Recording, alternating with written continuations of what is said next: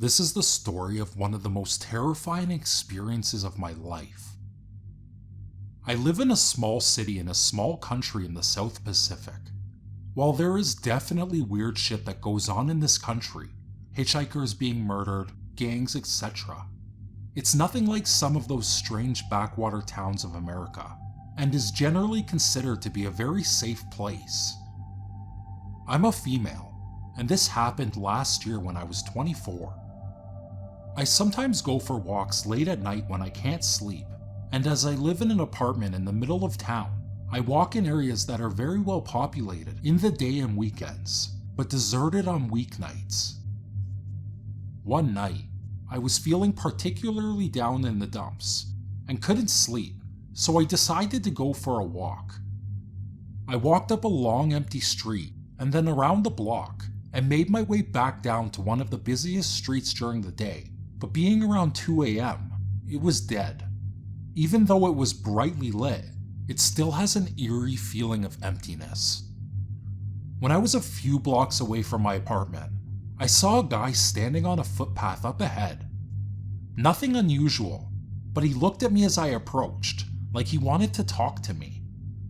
As I passed him, he handed me a pamphlet, and being the overly polite person I am, I took it.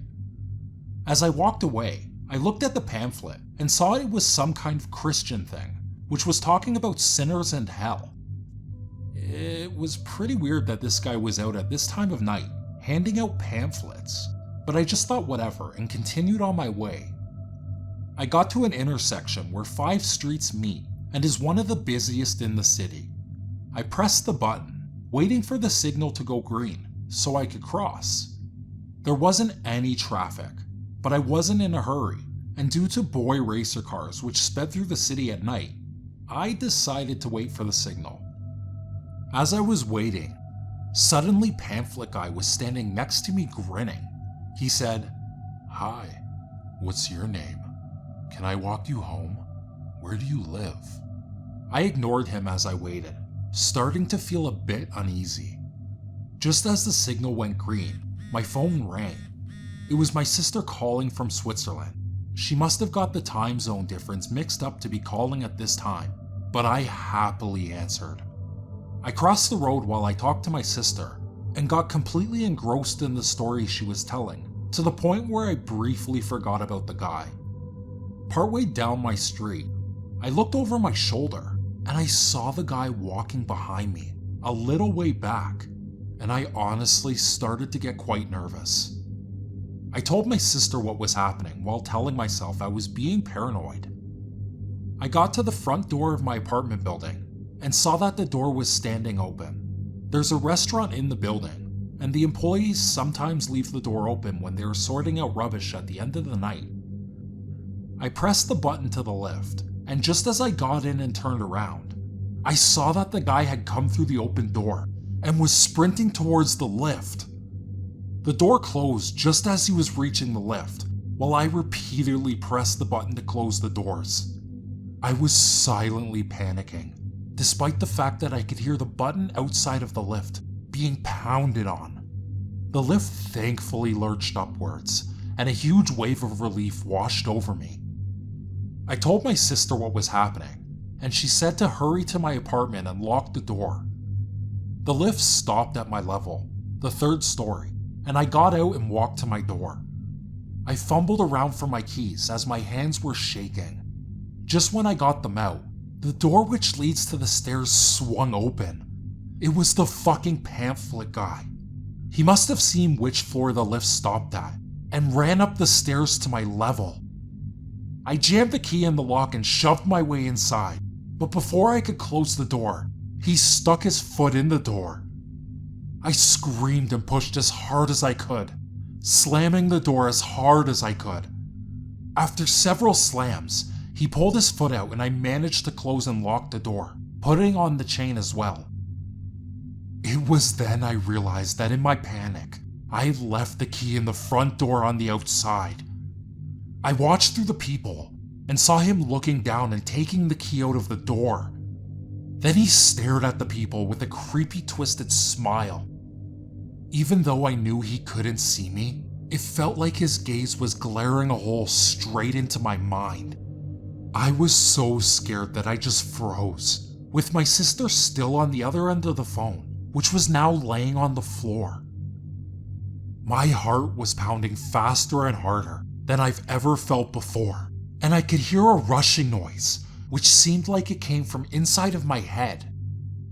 After what seemed like 10 minutes, but was probably around 1, he turned and walked to the door to the stairs. As he opened the door, he turned back, looking straight at me, and held up the key, swinging it back and forth while grinning. Then he disappeared through the door. I started crying and picked up the phone, explaining what happened to my very worried sister. She told me to call my mom and stay with her for the night, which I did. Of course, the next day I got the locks changed, but I'm still terrified that he'll come back and try the key. I'm now much less naive and have stopped going out for late night walks. It was a boiling hot Saturday afternoon about 5 years ago. I was doing one of my favorite walks, which was about 14 miles long. This particular area was mainly forestry, but the tracks themselves were gravel. There were no other walkers and only a few cyclists, which was kind of typical with it being so hot. So the first 9 to 10 miles were standard. I was at the bottom of a track that would eventually lead me to the top of the valley. About 50 meters ahead, I could see a man walking in the same direction. He was tall, thin, and had short cropped hair. He was wearing a white t-shirt, blue jeans, and black boots, and he walked with a strange limp, and that looked like he had to swing his leg around, almost like one leg was shorter than the other. I didn't think much of it. He was actually walking quite fast, so I probably wouldn't have overtaken him. I carried on the track. The sun was overhead, and it was sweltering. The man in the front kept limping along, but nonetheless was making quick work of the incline. The track started to bend, and I lost sight of the limping man. The track then comes up to a choice of 2 paths: east, that leads to a small car park that is rarely used, and west, which leads to the top of the valley. As I was about to head west, I heard a man shout,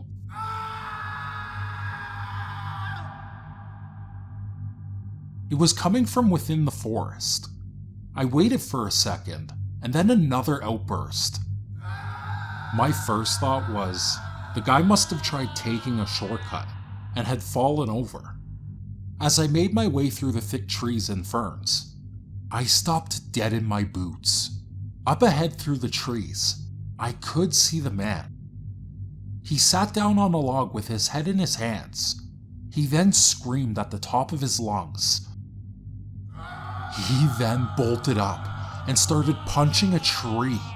His face was bright red, and he was absolutely raging. He then picked up a stick and started to bash it against the tree. I was frozen. I couldn't actually process what the hell was going on. He just looked absolutely mad, and then he started to shout and started stomping his feet. I simply thought, I need to get out of here before he sees me. I quietly started to make my way back down the track, careful not to fall over or make any loud noises, because that man was clearly a lunatic. I thought I would go the more rarely used east track, and then take a shortcut north through the ferns. This was probably the best way to avoid him. With every step, I became more confident and almost started to laugh about it. Maybe he wanted to let off a bit of steam and vent some anger. The middle of a forest seems like the perfect place, I suppose. After about 10 to 15 minutes, the ferns started to grow thick, and they were now chest level. It wasn't a problem because they were fairly easy to push through.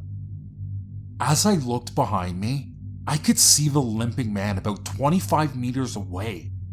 He was wadding through the ferns towards me. He had a strange snarl on his face, and his head was bobbing up and down between the ferns. I couldn't believe what was happening. He must have seen me. There was no other explanation. I was only a mile away from the main road, so I started to speed up and walk a bit faster. I occasionally looked behind me and could see I was getting further and further away. I finally started to relax. It's over. I still don't know what to make of the situation, but the fact that he followed me through the ferns was the most disturbing thing. I have done that same walk over a dozen times since, and haven't seen him again. When I was about 10 years old, one late night my friend's parents took us out for ice cream. It was probably around 9:30 p.m. The small town we were in settled down for the night, most businesses having already closed up shop for the night. At the time, our town had less than 9,000 people living in it. My friend's parents were both insanely busy and successful people. They owned many houses and rented them out. His dad owned his business with at least 200 employees. His mother was a college professor, worked in a hospital, and did something else online, but I forget what she did. They were also pretty and attentive parents. My friend and his brother on multiple occasions broke furniture and other things while fighting, and they wouldn't notice it for days. They never made a big deal about anything. After pulling up away from the store, just enough that you couldn't see the car from inside, due to the other cars being parked closer, presumably the employees as no one else was there, and the parking lot was otherwise completely empty. My friend's parents got out of the car and went ahead of us into the ice cream shop, not realizing we were still in the car.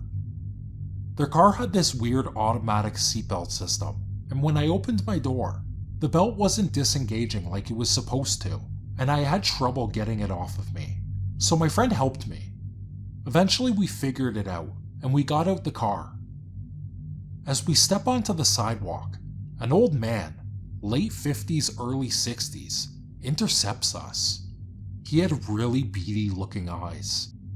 Thinking back, I wonder if he was high or something, but at that time, he just seemed off.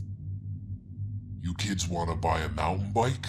He asked with a half-crooked smile, and a lazy eye giving him this incredibly off-putting appearance, especially after we heard his voice.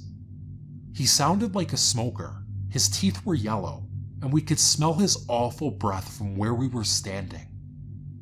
To give you an idea as to what it was like at that age, I was incredibly naive. You could run just about anything by me, and with little effort I would believe it. I took the fun out of it from many people who tried to trick me, because even after explaining they lied to me, I would shrug and act like it didn't matter either way, and taking a while to understand it regardless. Despite this, even though I knew something was off about this guy, "Why do we want a mountain bike?" my friend asked before I got the chance to ask anything myself. "Well, 'cause you kids like to go hiking, don't ya? Mountain bikes make it way easier." "But there's two of us," I responded. "What if we both want a mountain bike? Who gets to have it?" This is where he made his first attempt to get us away from where we were. "Well, I got another one at my house." "But we don't have any money. We're kids. How are we going to pay for them?" my friend asked. The man went silent for a minute and just stared at us. "You know what? You can pay me back later for it. It's right over there in my van." He pointed across the parking lot, but we didn't see any van. "It's behind that building right there." Now, I don't normally do this, but you two seem like trustworthy kids to me. That's when my friend and I looked at each other and decided it was time to go ahead and get to his parents. We heard enough from this guy, and we seriously were creeped out. As we started to walk past him, he backed up and got in our way again. At this point, I was wondering why my friend's parents hadn't come out of Baskin-Robbins yet. Surely they must have realized that we weren't in there yet. Maybe they saw me struggling with my seatbelt and just assumed it was taking us a while to get it figured out. Either way, I didn't see them yet. You kids can't walk away from this. This is the best deal you're ever gonna get on mountain bikes. The man stated condescendingly. How stupid would you feel knowing you could have had a bike for free? We already have bikes, my friend muttered. But I bet they are mountain bikes. The man growled. He seemed angry at this point. His friendly demeanor turned to frustration. He started to walk towards us when my friend's dad walked out of Baskin-Robbins and asked us what was taking so long. The old man reeled and pushed his way past us, walking briskly until he full-on sprinted behind a building. Neither of us said anything. We were too shaken. Something else I should mention about my friend's parents. While they were inattentive, they were two of the most sincere and genuine human beings I've ever met. Always seeing the good in people and denying any bad even exists. I really don't think his dad pieced together what we saw, and without us giving any indication, besides our unusual silence, that something was wrong. He likely had no idea. It was days before we even talked to each other about it, months before we brought it up to anyone else. I shudder to think what would have happened to us had my friend's dad not left Baskin-Robbins when he did. It's something I push to the back of my head often, but it crops up every now and then. After the events that took place when I was 8 years old, things went back to normal for my friends and I. The guy who had tormented us was gone, and we were pretty much safe again. This continued until we finished primary school. When this happened, we didn't see each other very much, apart from a few who went to the same school as me. Up until that point, my best friend was Jake. He ended up going to a different school, so we only saw each other twice since we finished school. When we were both 13, we had moved on and we weren't friends anymore. So one day, when I was 13 or 14, I met up with an old friend. His name was Ethan. He had also been friends with Jake. When we met up, we decided to go to a large park that was located between our houses, but left after a girl started shouting at us. We walked to the basketball court close to the exit as we made our way towards Ethan's house. This area was surrounded by thick bushes and trees that are easy to hide in, so we had no idea what was about to happen. We weren't paying much attention to our surroundings, as we had a lot to catch up on. We didn't notice a group of masked people dressed completely in black approaching us until it was too late. We were surrounded, and we saw that they were all armed with kitchen knives. There was 6 or 7 of them surrounding us when one of them spoke. He demanded all of our money and our phones. He said that they would kill us if we refused or tried anything. His voice sounded so familiar, and when I got a better look at him, I realized that it was Jake. I don't think he recognized me, because he pointed his knife right at me and demanded our stuff again. At this point, Ethan had also realized who it was, and we immediately both told him who we were. He looked at us for a second, and then he pulled his mask off and greeted us. He told me that I hadn't changed much, before telling us that we were lucky and we should get out of there. We started to walk away, and as we reached the exit, we turned and saw them running into the bushes. Freaked out, we ran to Ethan's house and didn't leave for a few hours. When it came time for me to leave, I ran straight home, also avoiding the park. I saw him again after that, but I always avoided him. I almost never went out on my own again for the next few years. So, my childhood best friend, who was like a brother to me, almost mugged me. If he hadn't realized who we were, things could have been very different. The people with him seemed pretty ready to stab us, even if we did what they wanted. He had screwed me over and dragged me into bad things before this, but I can't forgive him, even though he did let us go.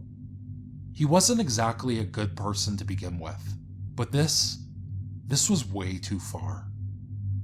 I did recently hear that he turned his life around, but I'm honestly done with him, and I hope I never see him again. This happened to me one crisp autumn morning while I was walking to my bus stop when I was a freshman in high school. I played the cello, and still do, and my school orchestra had signed up to play in a festival that day, so I was a bit dolled up with makeup, a nice twisted hairdo, a floor-length black dress, and a pair of shiny flat black suede shoes. I decided not to take my cello and use my school's cello instead to avoid the risk of damage and theft. Well, it turns out my cello wasn't the only thing I needed to worry about being damaged or stolen that day. I said goodbye to my family as I rushed out the door, binder in arm and backpack in tow. When I got past the edge of my lot, a white, unmarked delivery van without a license plate drove past me. The truck slowed down for a moment, as if the driver was looking for something. I quickened my pace as I watched the van drive to the end of the cul-de-sac, and it turned around. I noticed the van was hanging a ways back and was going very slowly. I thought, okay, this is creepy, and I walked even faster. Then the unthinkable happened. I tripped over my dress, and my binder went flying out in front of me, spilling some of its contents. I heard the van speed up behind me as I scrambled to pick everything up with my bloody hands. I was about to run away, but it was too late. The van had caught up to me. The driver opened his window and said, "Are you okay? Do you need a ride to school?" he said. He looked to be about 35 to 40 years old, had ear-length reddish-brown hair, brown eyes, and a skinny build. His eyes were bloodshot, and his movements were very fast, as if he was tweaking out of some sort of stimulant. I'm fine. Just leave me alone," I said. "Are you sure you don't want to ride?" he called as I walked away. "Yes, I'm sure. Now stop bothering me before I call the police," I exclaimed as I tried to run away. Thankfully, my dad's friend was working in his front yard and came to my aid when he realized that I was in trouble.